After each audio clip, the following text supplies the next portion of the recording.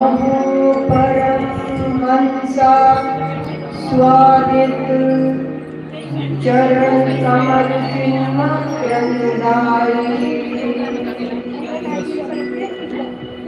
भक्त जन मानस निवासाई श्री रामचंद्राय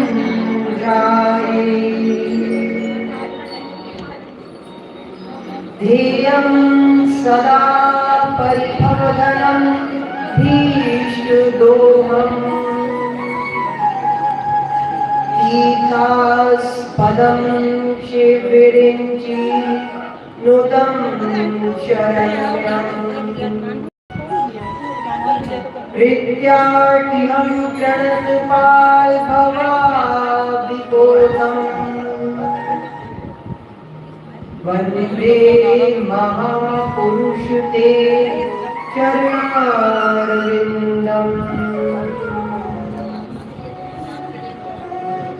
वंशी विभूषित करानवनीरदाभा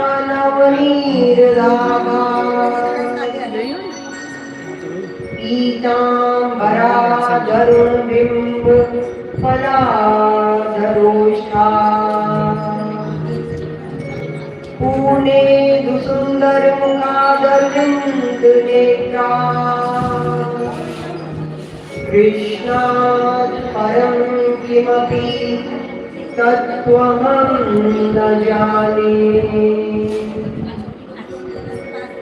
नारायणं नमस्कृत्य नरं चैव नरोत्तमम् देवीं सरस्वतीं व्यासं ततो जयमुदीरये सीतानाथसमारम्भाम् रामानन्दार्य मध्यमाम् अस्मदाचार्यपर्यन्ताम् वन्दे श्रीगुरुपरम्पराम् गौराङ्गं रसमयं नित्यं रसाचार्यं रसोत्सुकम् श्रीमद्रामवर्षणदेवाख्यम् सद्गुरुं प्रणमाम्यहम्। बोलिए गणेश जी महाराज की जय।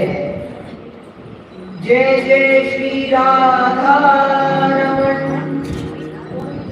जय जय नवल किशोर,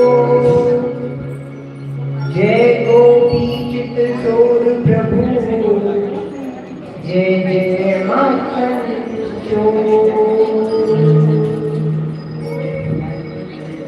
राधा मेरी स्वामिनी, मेरा धुरदास, जन्म जन्म मोह दीजियो वृंदावन को बरसाने की राधिका और नंदगांव के श्याम, इनके चरणों में हम सबका कोटि कोटि प्रणाम। अब हम अपने मन और वाणी को पावन करते हुए ठाकुर जी के नाम का सुमिरन करते हैं।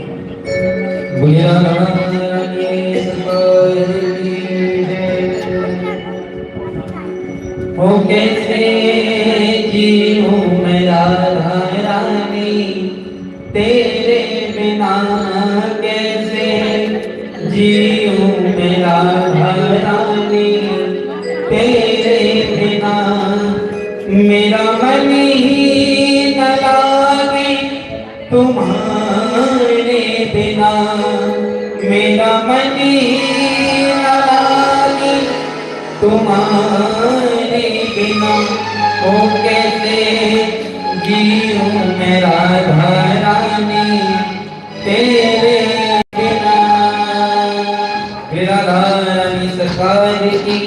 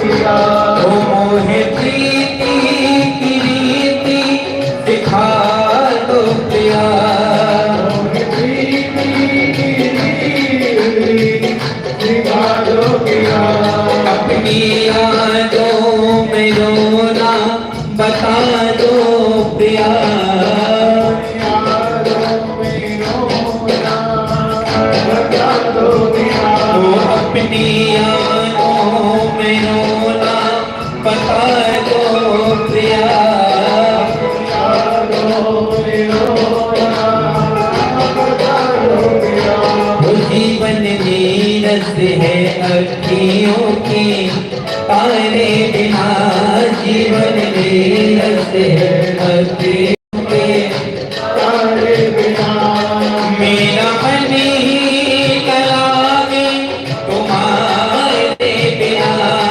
मेरा मन ही ना लागे तुम्हारे बिना कैसे जीऊं मैं श्यामा प्यारी तेरे बिना कैसे जीऊं मेरा तारे तुम्हारे बिना ओ कैसे जीऊं मैं खाटो रानी तुम्हारे बिना कैसे मेरा रानी तुम्हारे बिना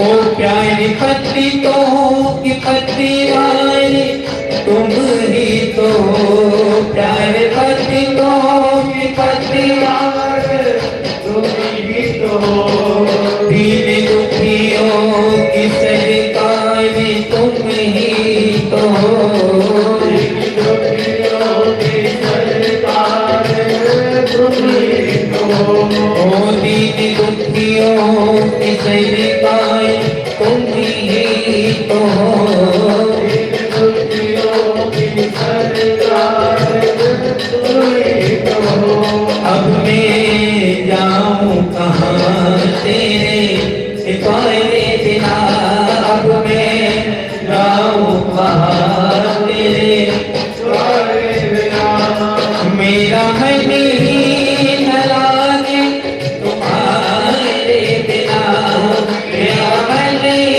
न लागे तुम्हारे बिना वो कैसे जियूं मैं प्यारी तेरे बिना कैसे जीव में प्यारी तुम्हारे बिना वो कहते जियूं मैं राधा रानी तेरे बिना कैसे जीव में प्यारी तुम्हारे बिना वो कहते जियूं मैं राधा रानी तेरे बिना कैसे जियूं मैं राधा रानी तेरे बिना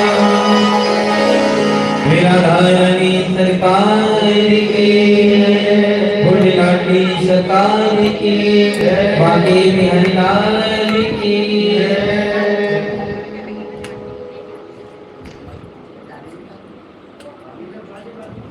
परम मंगल में परात्पर परम अखिलेश्वर श्री बाल कृष्ण लाल की वांगमयी प्रति स्वरूपा श्रीमद् भागवत महापुराण में विराजित सभी भक्तों के हृदय में बैठे हुए हमारे ठाकुर जी को राधे राधे राधे राधे राधे राधे राधे राधे राधे राधे राधे कथा प्रारंभ करते हैं, लेकिन उससे पहले प्रश्न। कल आपने कौन कौन सी कथाओं का श्रवण किया? हाँ जी बताइए, हाथ खड़ा करिए। हाँ जी बहुत बढ़िया, बैठ कर ही बता दीजिए बस।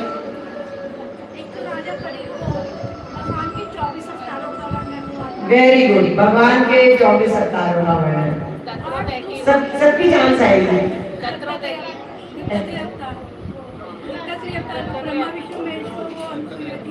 अनसुईया जी की कथा, बिल्कुल बिल्कुल, वेरी गुड। हाँ जी वेरी गुड, तालियां तो बजाइए भाई।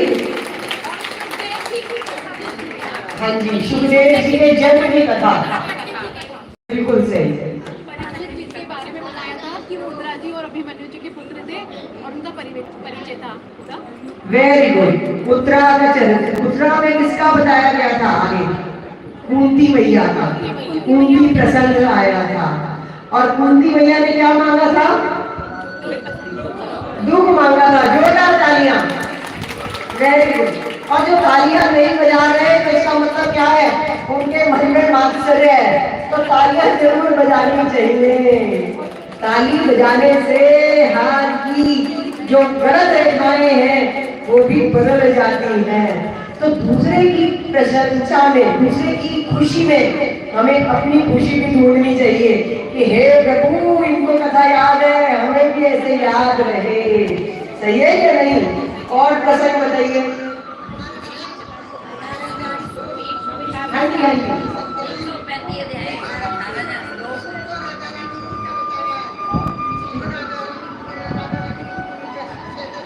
हाँ जी वेरी गुड, जोरदार तालियां। और यहाँ से हाँ जी अश्वत्थामा का प्रसंग। हाँ जी क्या क्या चीज? द्वारा दो दूत को बुलाया गया था प्रचार करने के लिए, पिछली कहानी सुनाई। हाँ जी हाँ जी, भीष्म पितामह, वेरी गुड, बहुत सही।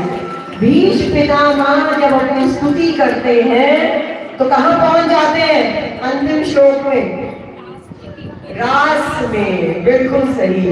और जब रास में पहुंचते हैं तो आकाश में जो देवता है वो क्या करने लग जाते हैं?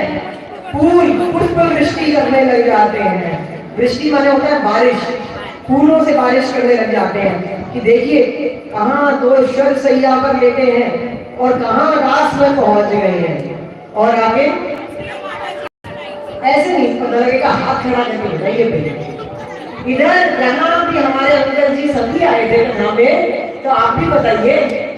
ऐसे प्रतिष्ठा का कोई प्रश्न नहीं है, गलत ही बताइए। और क्या है जो मन में आ रहा है बताइए। अर्जुन द्वारका जाते हैं और आगे क्या होता है फिर? कोई और यहाँ से? हाँ जी हाँ जी 6 महीने रहते हैं।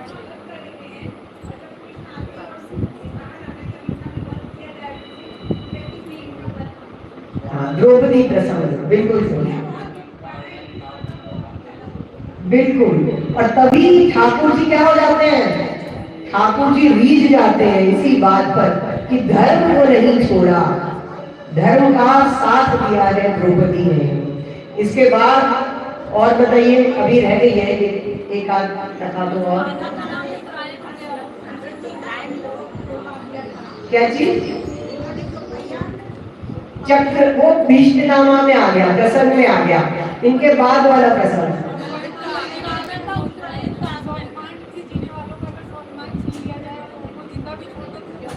नहीं, वो अश्वत्थामा प्रसंग में आ गया। और बताइए।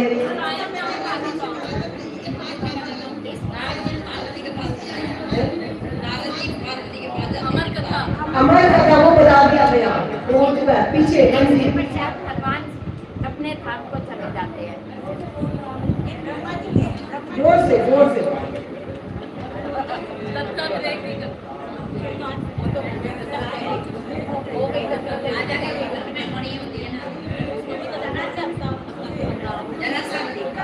जरा बिल्कुल सही जा रहे हैं, बिल्कुल सही बात। परीक्षित जी के मुकुट में कलयुग का परिवेश, बिल्कुल सही है।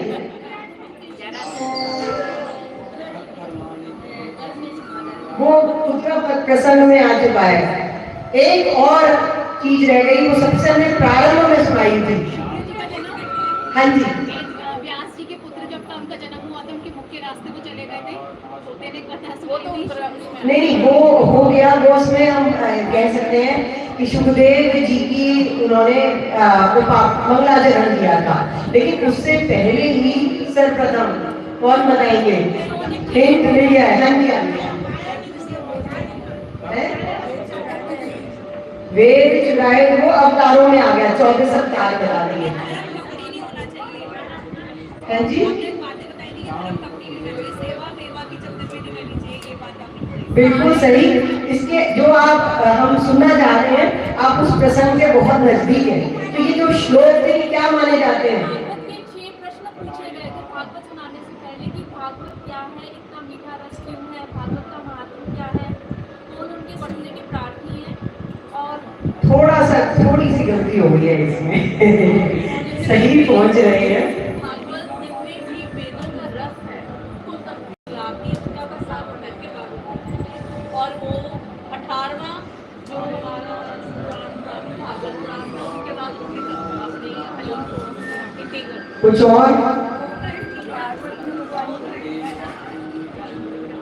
गोकर्ण गीता तो परसों हो गई थी, कल थी भीष्म गीता। चलिए, वैसे तो जोरदार तालियां अपने लिए बजाइए कि आपको बहुत सब कुछ ही याद था, बस थोड़ा बहुत, क्योंकि जो विषय जो बात मैं आपसे जानना चाह रही थी वो मैंने भी बहुत शॉर्ट में बताई थी, विस्तार से चर्चा नहीं की थी। क्या होता है कि श्रीमद् भागवत महापुराण शताब्दी का सफर होता है, तो कहीं पर कुछ बताया जाता है विस्तार से, कहीं पर कुछ बताया जाता है। हर जगह हर चीज बतानी बड़ी मुश्किल है। तो कहीं पर गाड़ी जैसे होती है ना, हमारी शताब्दी 5 मिनट ठहरती है और कहीं 2 मिनट ठहरती है, ऐसा सफर करना पड़ता है। तो कल जब आंटी जी जो आपके नहीं रहती, नोएडा में चली गई थी, है ना, हिंदू आंटी, उनके यहाँ उस प्रसंग को बहुत विस्तार से सुनाया गया था, लेकिन जो आपके यहाँ बताई गई बातें वो उनके यहाँ वो कम समय में बताई गई थी। तो बल्कि वो कह भी रही थी ये प्रसंग वहां पे नहीं निकला था इतना विस्तार से।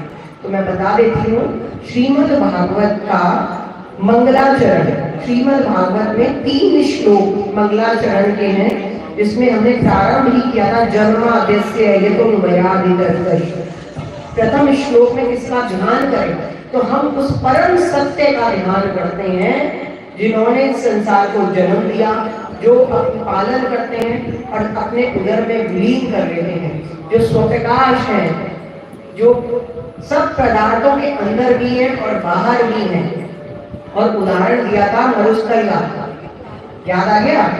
और इसका दूसरा श्लोक था कि गेम क्या गाएं, तो उसमें 4 बातें मुख्य बताई गई थी। इस ग्रंथ का विषय क्या है, इसका अधिकारी कौन है, इस ग्रंथ का उद्देश्य क्या है। जब जीवन में हमसे धारण करते हैं तो हमारे 3 प्रकार के ताप शमन हो जाते हैं और साक्षात श्री हरि हमारे हृदय में बैठ जाते हैं।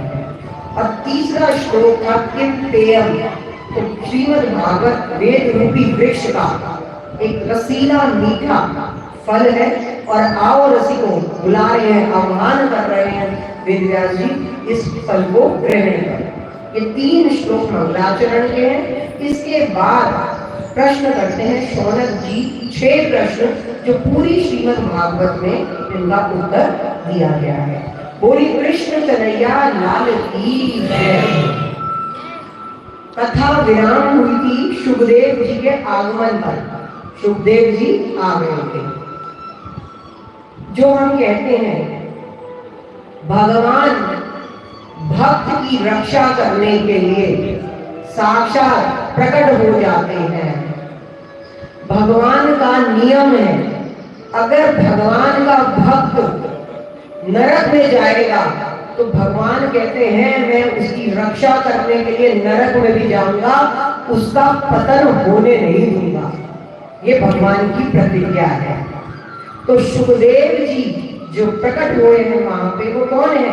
साक्षात भगवान का स्वरूप है, जो व्यास नंदन सुखदेव जी के रूप में वहां प्रकट होते हैं और सारे के सारे ऋषि मुनि वहां पे खड़े हो जाते हैं उनके स्वागत के लिए। सुखदेव जी की उम्र 16 वर्ष है, जबकि जो ऋषि मुनि है वो बहुत बड़ी बड़ी उम्र के हैं। लेकिन कहा जाता है कि विद्वानों में, संतों में जिसकी साधना बड़ी होती है वो सर्वश्रेष्ठ माना जाता है।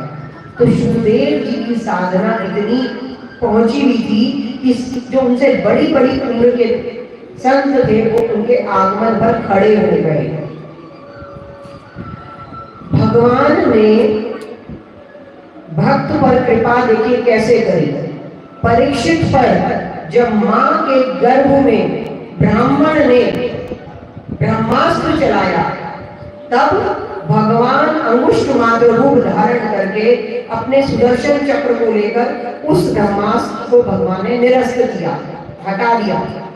और दूसरी बार जब भक्त पर आक्रमण हुआ, वाक अस्त्र, वाणी से अस्त्र किया गया, श्रृंगी ऋषि ने किया था।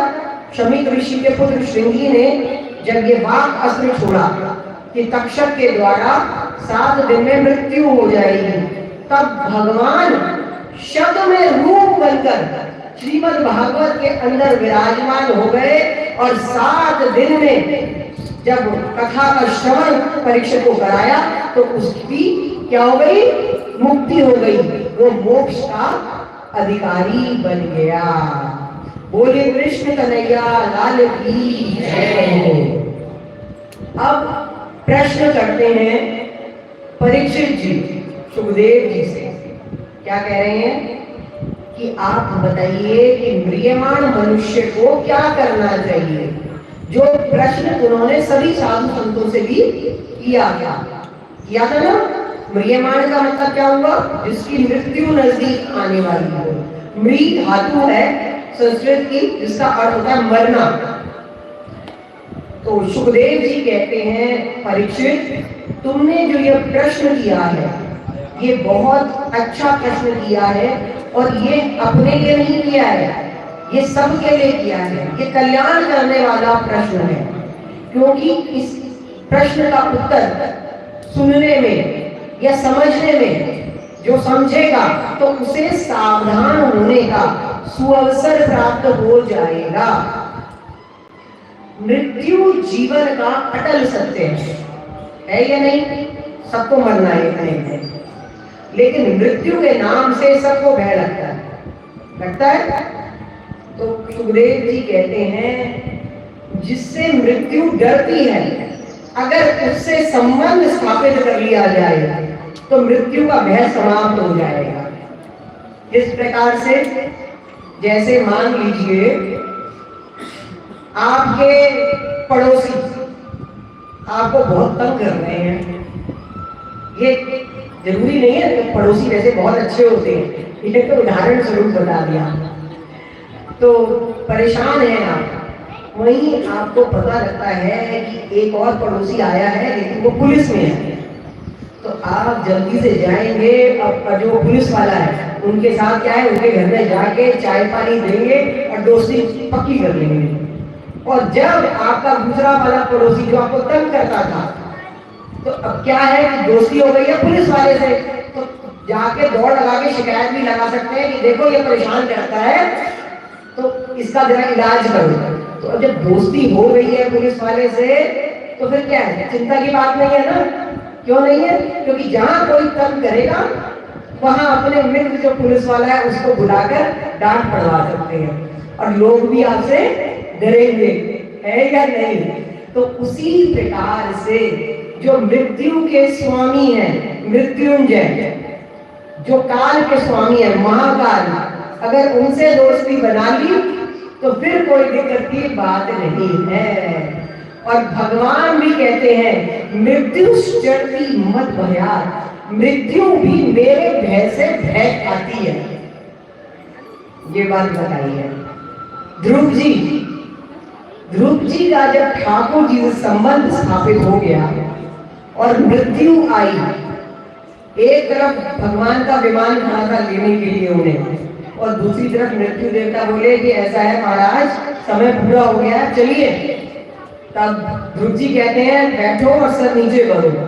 और जैसे ही मृत्यु ने नीचे सर किया मृत्यु के सर पर पैर रखकर ध्रुव जी भगवान के विवाह में आरूढ़ हो गए। लेकिन कब हुए? जब भगवान से संबंध स्थापित हुआ था तब। तो डर नहीं लगा, मृत्यु को भी कह दिया झुक जाओ और मृत्यु झुक गई। तो ये संबंध स्थापित करना सबसे ज्यादा जरूरी है। अब प्रश्न आता है भगवान से संबंध कैसे स्थापित करें? तो संबंध स्थापित करने के 3 तरीके बताए हैं। सबसे पहले है श्रोतव्यम। श्रोतव्यम का मतलब होता है सुनिए, भगवान की कथाओं का श्रवण करिए। जहां मौका लगे वहां पे भगवान की कथाओं को सुनिए। और जब भगवान की कथाओं को सुनेंगे तो उनके प्रति क्या जागृत होगा? अनुराग, प्रेम जागृत होगा या नहीं? क्योंकि जिनके बारे में आप सुनेंगे, बार बार सुनेंगे, तो उनके प्रति हृदय में अलग भावना उत्पन्न हो जाती है ना, तो यहाँ पे प्रेम जागृत हो जाएगा। और जिसके प्रति प्रेम जागृत हो गया तो उसकी फिर आगे क्या करते हैं आप? चर्चा बताते हैं ना कि अरे हमने ये कथा सुनी, हमने ये बात सुनी, ऐसा ही होता है ना। तो दूसरी बात आती है कीर्तितव्यम। जिनकी कथाओं का हमने श्रवण किया, सुना, श्रोतव्यम, उनकी कीर्ति का हमने बखान किया। तो ये आपका दूसरा स्टेप है प्रभु से संबंध स्थापित करने का। जो हम आपको कहते भी हैं कि जो सुनो वो रात को अपने बच्चों को, अपने पति देव को या जो मिले, आपकी मम्मी, पेरेंट्स, अब क्या अपनी सहेलियां, कई बार कहते हैं ना अरे कोई नहीं सुनता, सहेलियां तो सुन ही लेती हैं, ऐसी बात नहीं है। नाराज लोग तो भी कहेंगे चल सुना, तो किसी न किसी को जरूर सुनाइए। तो ये आपका कीर्तितव्यम में आप उनकी कीर्ति का बखान कर रहे हैं। और जब कोई सुनने वाला ना हो और सुनाने वाला ना हो, तब तीसरा स्टेप आता है स्मर्तव्यम। बैठ जाइए, बैठ कर ध्यान लगाइए, भगवान की पुस्तकें पढ़िए, ग्रंथ पढ़िए, तो ध्यान लगेगा। ठीक है, तो ये तीसरे बता दी बात। जब कोई कहीं कुछ है ही नहीं ऑप्शन, तो बैठ जाए अकेले में अपने मंदिर में या अपने कमरे में, जहां भी आप आराम से कंफर्टेबली बैठकर पढ़ सकते हैं, तो ध्यान लगाएं। ठीक है, और ध्यान भी अलग अलग तरीके का है। ध्यान में 4 बातें बताई हैं।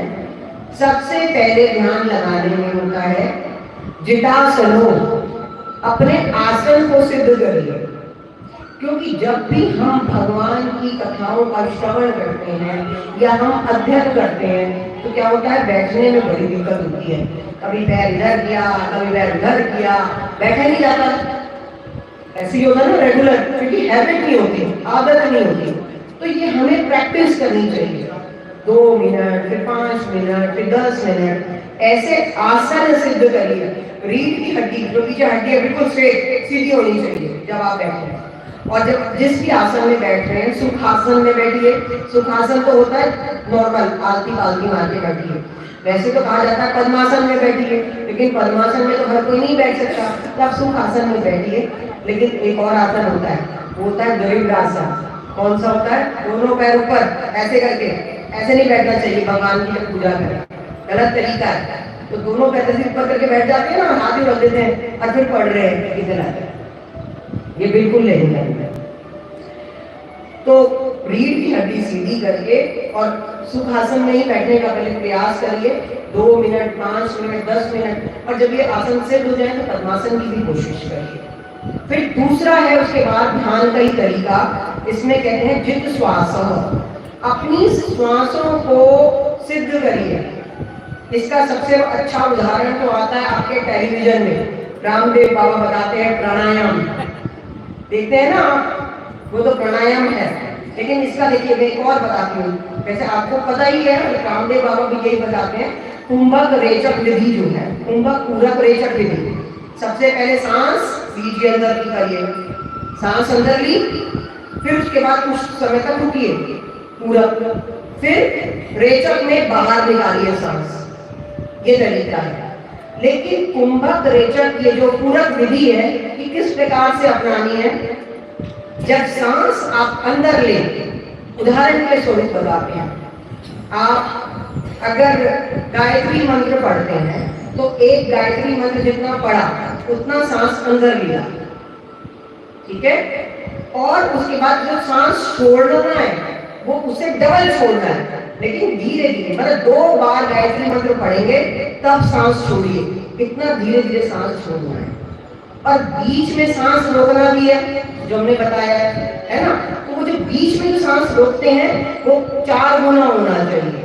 तो मान के चलिए सांस लिया, एक बार गायत्री मंत्र पढ़ा, 4 अंदर सांस रुका हुआ है तो 4 बार गायत्री मंत्र पढ़िए, अंदर सांस रुके हुआ है, और जब छोड़ेंगे तो 2 बार गायत्री मंत्र पढ़ेंगे। समझ में आ गया? तो ये पद्धति अपना लिया। अगर आप अधिकारी नहीं है गायत्री मंत्र के, अनधिकारी हैं, तो आप अपना गुरु मंत्र ले लीजिए, जो आपका गुरु मंत्र है, कि जब लेंगे तो गुरु मंत्र 1 बार बोलना है, अंदर रखेंगे तो 4 बार अंदर ऊपर रहेगा, और फिर 2 बार में मंत्र बोल रहे हैं तो फिर धीरे धीरे छोड़ना है। ये पद्धति होती है। रामदेव बाबा भी उसी तरीके से समझाते होंगे आपको, क्योंकि मैं तो इतना नहीं देखती टेलीविजन, पर ये पता है कि रामदेव बाबा सुबह करवाते हैं। इसके बाद आता है ध्यान का जित संगम। संसार में रहिए, अपने उत्तरदायित्वों को निभाइए, लेकिन असंग रहिए। प्रेम सिर्फ प्रभु से करिए, जिम्मेदारियां पूरी करने मानी है, लेकिन उनके साथ हमारी आसक्ति नहीं होनी चाहिए। प्रेम जो संग है वो परमात्मा के साथ होना चाहिए। संग और साथ में भी अंतर है। साथ होता है शरीर के साथ, और संग होता है सिर्फ किसके साथ? प्रभु के साथ, जो मन से होता है।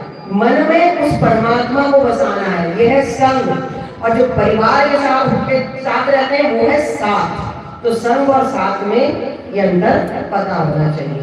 तो जित संगो, असंग रहने का प्रयास करना है। चौथा है जितेंद्रिय, अपनी इंद्रियों को कंट्रोल में रखिए।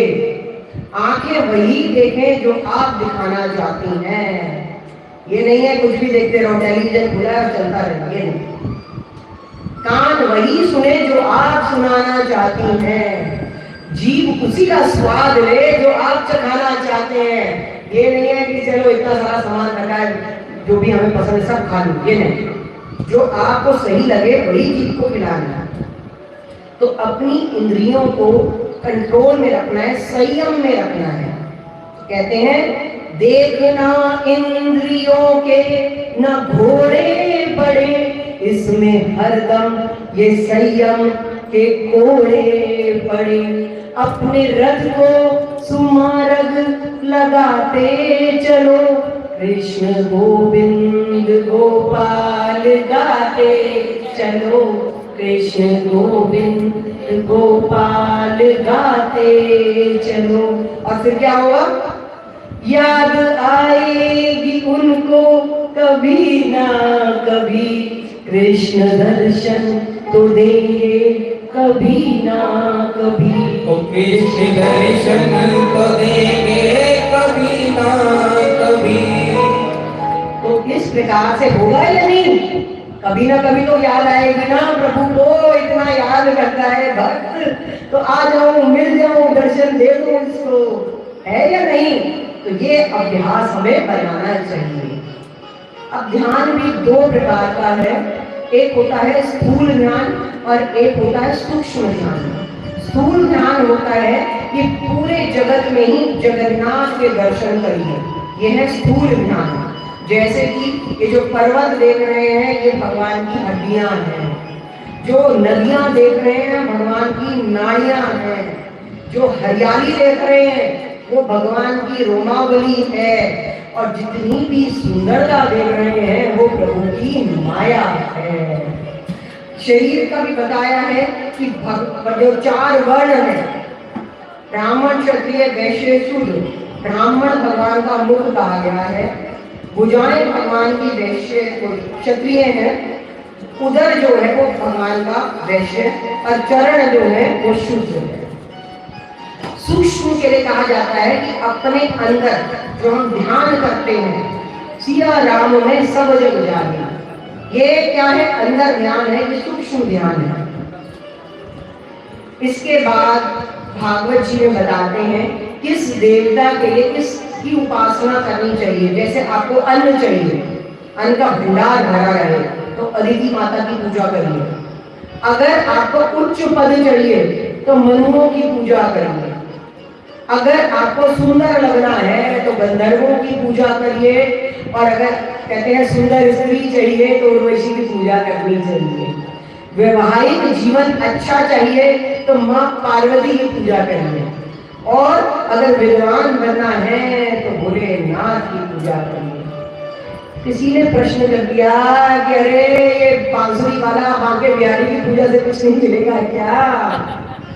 तो कहते हैं अकामा सर्व कामो वा मोक्ष काम उदार भी तीव्रेण भक्ति योगेन यज्जेत पुरुषम परम।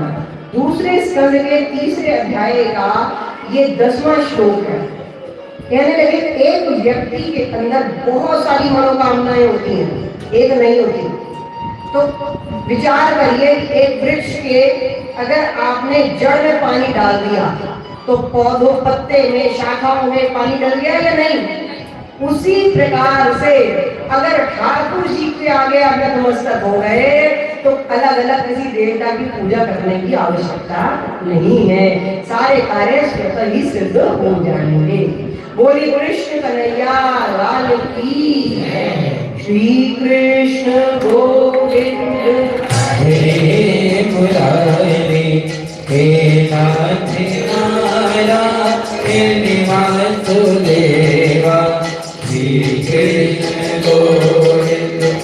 कृष्ण सभी गाएं हे नाथ नारायण वासुदेवा हे नाथ नारायण वासुदेवा नाथ नारायण वासुदेवा हे नाथ नारायण वासुदेवा श्री कृष्ण गोविंद।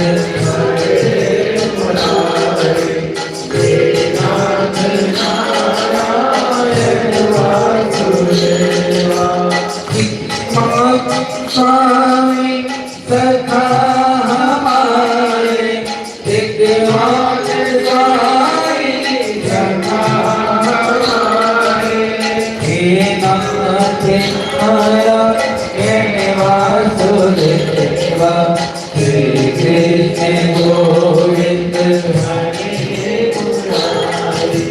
हे नाथ नारायण वासुदेवा हे नाथ नारायण वासुदेवा। बोली कृष्ण कन्हैया लाल की जय। अब सुखदेव जी को याद आता है, इतनी देर से वार्तालाप कर रहा हूँ परीक्षित से, मैंने अपने गुरु का ध्यान तो करा नहीं। तो अब गुरु के ध्यान करने के लिए मंगलाचरण करते हैं।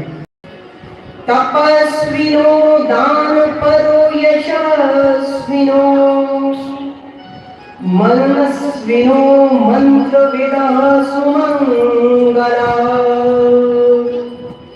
क्षेमं न विन्दन्ति विना यदर्पणम् तस्मै सुभद्रश्रवसे नमो नमः। कह रहे हैं कोई कितना भी बड़ा तेजस्वी हो, यशस्वी हो, मनस्वी हो, तपस्वी हो, दानी ही क्यों ना हो, तब तक उसका कल्याण नहीं हो सकता जब तक वो प्रभु के चरणों में आत्मसमर्पण ना कर दे। अब बड़े से बड़े कहते हैं पापी जिनके नाम से पवित्र हो जाते हैं, ऐसे प्रभु के चरणों में हमारा बारंबार प्रणाम है। अब तपस्या अगर भगवान से जुड़कर करो तो तपस्या क्या हो जाती है? सार्थक हो जाती है। अरे भैया जी एक बात बताओ, बोलने का काम तो हम कर रहे हैं और पानी उधर पे ला रहे हैं, ये ठीक बात है? नहीं, हमें नहीं चाहिए। देखिए पानी की व्यवस्था ऐसे रखिए, वहां कोने में पानी रख दीजिए, जिसको चाहिए वो अपने आप उठकर पानी ले लेगा। क्योंकि ऐसे इधर उधर करते हैं तो ध्यान भी भंग होता है या नहीं होता, और फिर जो आ रहे हैं या जो बोल रहे हैं उसके अलावा मेरा भी ध्यान भंग होता है। तो व्यवस्था ऐसी बनानी चाहिए कि एक जगह पानी रख दीजिए, जिनको प्यास लगे उठे और पानी ले वही बोतल डालना। ठीक है, तो आगे से अब आप यही ध्यान रखिए कि पानी की व्यवस्था एक ही जगह रखिए। महाराज जी गर्म कर रहे हैं, आप पानी पिला पिला ठंडा कर रहे हैं। तो सुखदेव जी मंगलाचरण में कह रहे हैं कि भगवान को जब तक आत्मसमर्पण नहीं करोगे तब तक तुम्हारा कल्याण नहीं होगा। हम किसी की पूजा या किसी के विषय में कुछ बोलते हैं, कोई कविता लिखते हैं, तो हमारा उत्कर्ष हो सकता है लेकिन कल्याण नहीं। कल्याण तो सिर्फ भगवान की कथा का प्रचार प्रसार करने से होगा ना, लेकिन किसी और के कार्य में अगर प्रचार प्रसार करेंगे तो सिर्फ आपकी बढ़ोतरी हो सकती है। जैसे कि मान के चलिए आपने अपने आप कहीं जॉब में हैं, वही जॉब में जो आपके बॉस हैं उनके लिए आपने 40 लिख दी, जैसे हनुमान 40 होती है, अपने बॉस के लिए 40 लिख दी तो वो प्रसन्न हो जाएगा। तो क्या करेगा, आपकी पोस्ट इंक्रीज कर सकता है, सैलरी बढ़ा देगा, लेकिन कल्याण नहीं करेगा। कल्याण कब होगा, जब आप भगवान के नाम का प्रचार प्रसार करेंगे। तो इस प्रकार से उदाहरण मान के चलिए, शून्य माने होता है जीरो में अपार शक्ति है, लेकिन कब है, जब उसके आगे एक का अंक लगा होगा।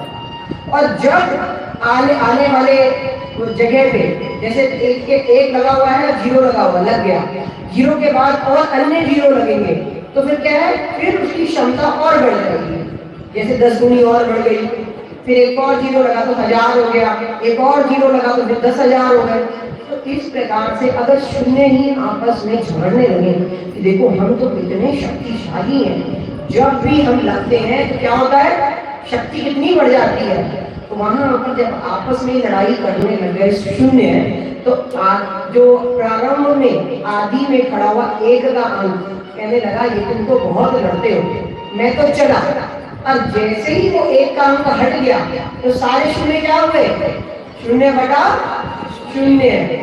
तो ये एक क्या है, एक है प्रभु की कृपा रूपी अंक, और जीरो क्या है, ये शून्य है जीव की साधना।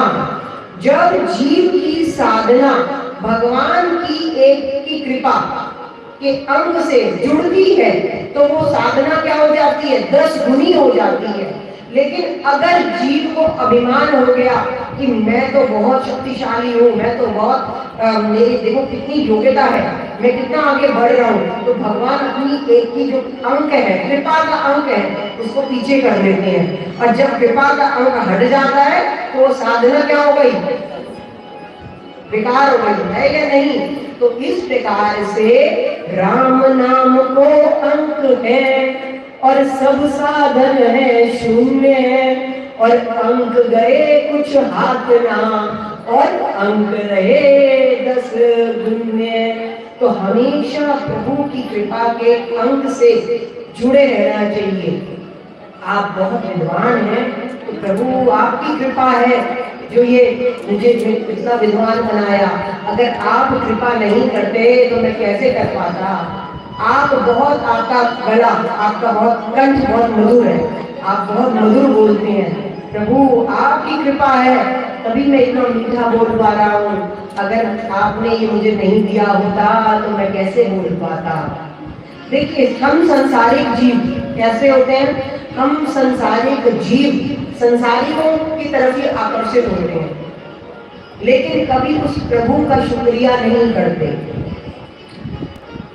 अभी मान के चलिए जैसे रक्षाबंधन है, रक्षाबंधन पर भाई ने दी अंगूठी, डायमंड की अंगूठी, और जैसे दी तो बड़े प्रसन्न, सब सहेलियों को दिखा रहे हो, पड़ोसियों पड़ोसियों को, रिश्तेदारों को, मेरे भाई ने अंगूठी दी, मेरे भाई ने अंगूठी दी, और तारीफ कर रहे हो।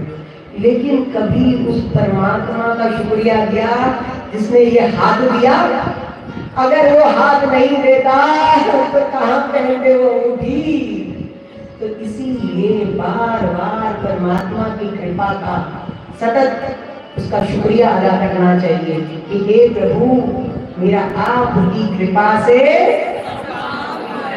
और करते हो तुम, और मेरा नाम हो रहा है। होना चाहिए ना, तो करिए फिर। ओ मेरा आपकी कृपा से सब काम हो रहा है। ओ करते हो तुम कन्हैया, मेरा नाम हो रहा है। बोलो, करते हो तुम कन्हैया,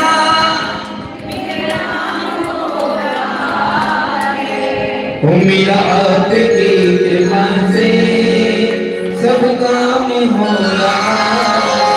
जिसका काम मेरे ठाकुर जी की कृपा से हो रहा है, सभी मिलकर के सारे भजन और ताली बजाना। हरि बोल।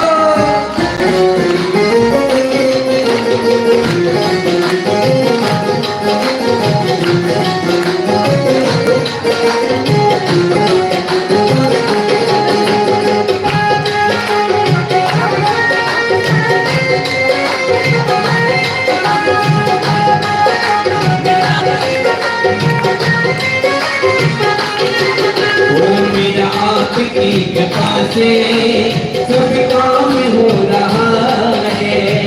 आपकी कृपा से सब काम हो रहा है। वो करते हम तुम कन्हैया,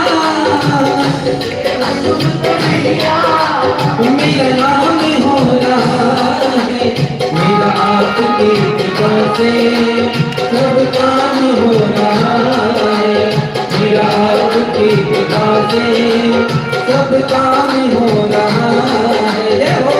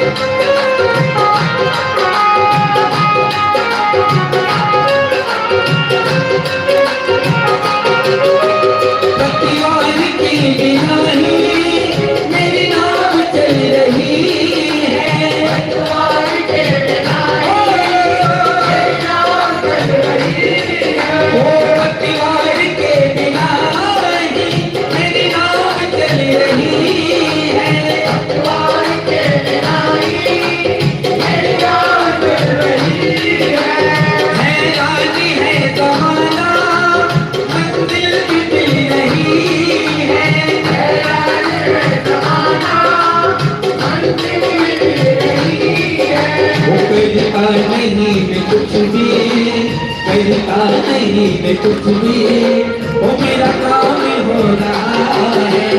मेरा आपकी कृपा से सब काम हो रहा है। ओ मेरा आपकी कृपा से सब काम हो रहा है।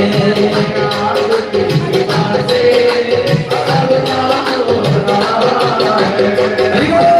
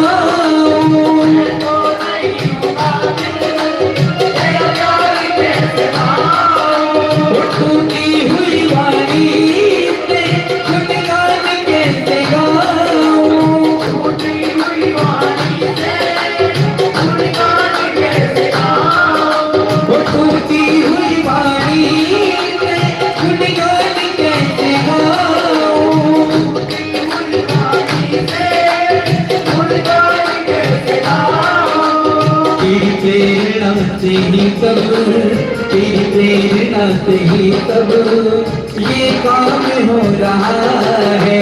मेरा आपकी कृपा से सब काम हो रहा है। मेरा आपकी दया से सब काम हो रहा है। भगवान की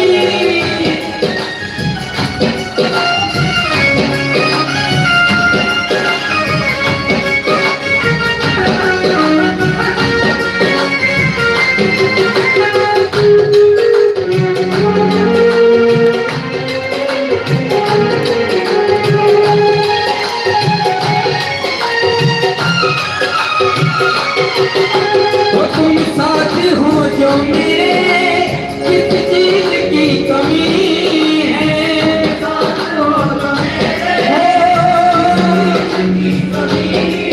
ओ तुम साथ हो जो मेरे, किस चीज की कमी है।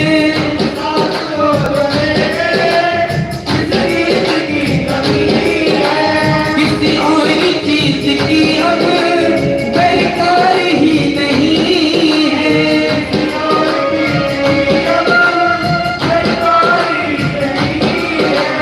तेरे हाथ से गुलाम अब, तेरे हाथ से गुलाम अब ये गुलाम हो रहा है।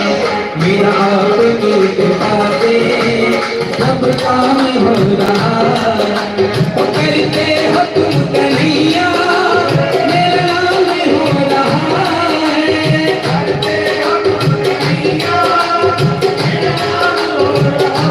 एक बार सभी मिलकर के बोले, वो करते हो तुम कन्हैया, वो करते हो तुम कन्हैया। वो मेरा आपकी कृपा से सब काम हो रहा है। मेरा आपकी कृपा से सब काम हो रहा। और सुनो, वो मेरी लगी जाम संगती, ये दुनिया क्या जाने। मेरी लगी जाम वो क्या जाने भाई, क्या जाने। वो क्या जाने भाई, क्या जाने। मुझे मिल गया, मुझे मिल गया, मुझे मिल गया मन का भी, ये दुनिया क्या जाने। वो मेरी लगी जान चलती, ये दुनिया क्या जाने। जय हो।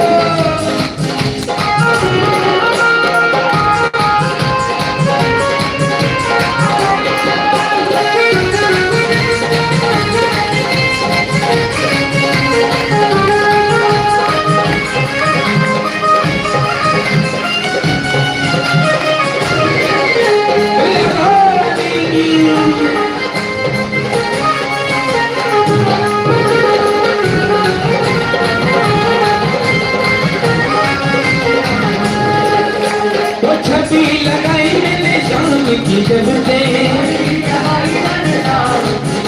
ओ भाई बावरिया तब तो मुझसे, ओ भाई बावरिया मैं तो तब से। ओ बांधी प्रेम की, ओ बांधी प्रेम की, बांधी प्रेम की मैंने वो ये दुनिया